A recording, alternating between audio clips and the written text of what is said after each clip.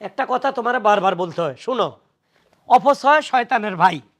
বছরে দুইবার ঈদ আসে ঠিক আছে, কেন দুইবার বছরে কাপড় কেনার পর দেখা যায় কাপড় নতুন থেকে যায়। তোমরা কি করো, ঈদ আইলে কিনতে হবে, ঠিক আছে বাবা কিনো, কিন্তু এমন দামি দামি দোকানে ঢুকো, এক একটা শাড়ি 7,000 5,000 কয়, একটু কম দামি লও, যেহেতু দুই ঈদে মার্কেট করো, 500 700 টাকা দামের কাপড় কিনো, ঠিক আছে? তামসাও চাইবে না বুঝছো, এই তামসা কিন্তু মুই পছন্দ করি না। মার্কেটে যাওয়ার আগেই তুমি এই সমস্ত কথা কইতে আসো। হনো, বছরে দুইবার দাও জামা কাপড়, হ্যাঁ যদি একটু দাম দেখে না দাও হ্যাঁ চলবে? বাজারে পরে যাই, আগে আমার লাগে কথা কও। ও খবর পাইয়া গেছস? কামুনে কেন? হ্যাঁ, শয়তানের লগে শয়তানি বুদ্ধি, কি হয়েছে ক? কি হয়েছে বুঝো নাই?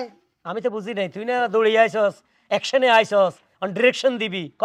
উত্তরপাড়ায় যে আমাকে ওই জমিটা, হ্যাঁ, ওইখানে তুই চাষবাস করছো কেন? ওই যে রাজবাড়ির কোনা জমি।